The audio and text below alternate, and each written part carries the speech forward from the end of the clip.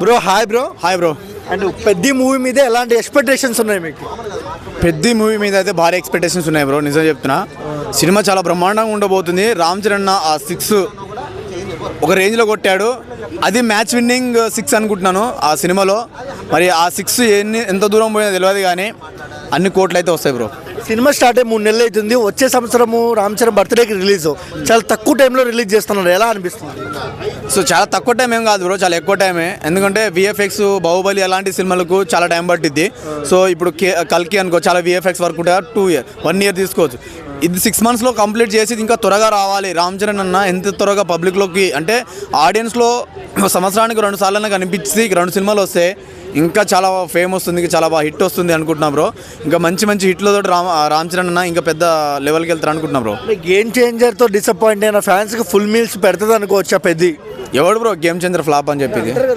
బొచ్చేం కాదు.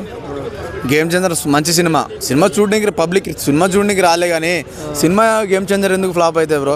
మంచి సినిమా, మంచి హిట్ సినిమా అది చాలామంది ఏమంటారు, రామ్ చరణ్ ఫ్యాన్స్, పవన్ కళ్యాణ్ ఫ్యాన్స్ సినిమా బాగాలేదు, చెత్త అది అని చెప్పేసి బోల్డ్ అంతమంది విన్నా నేను.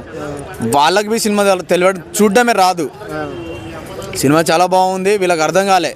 ఇంకోసారి వెళ్ళి చూడండి, రామ్ చరణ్ ఫ్యాన్స్ కానీ, కళ్యాణ్ బాబు ఫ్యాన్స్ కానీ చూడండి. సినిమా చాలా బాగుంది. దానికి గబ్బు సినిమా అంటారు, వేసిన కొడుకులు. సినిమా చాలా బాగుంది.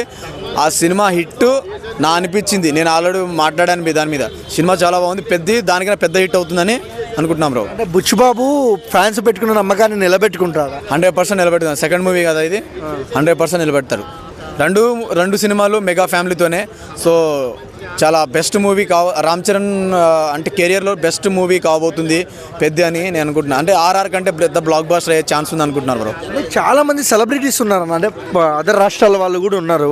సో ఎలా అనిపిస్తుంది అన్న? శివరాజ్ కుమార్ కానివ్వచ్చు, మిర్జాపూర్ మున్నాబాయ్ కానివ్వచ్చు, ఎలా అనిపిస్తుంది?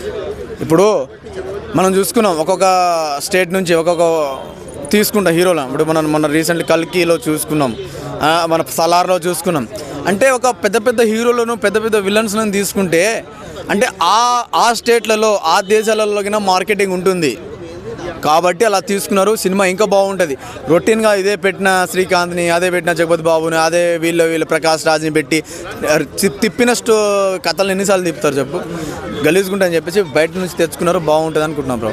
ఓవరాల్గా రామ్ చరణ్ పెద్ద గురించి ఏం చెప్తామన్నారు? సినిమా బ్లాక్ బస్టర్ బ్రో. చరిత్ర తిరగరాస్తారా చరణ్ అన్న? చరిత్ర తిరగరాస్తాడు బ్రో.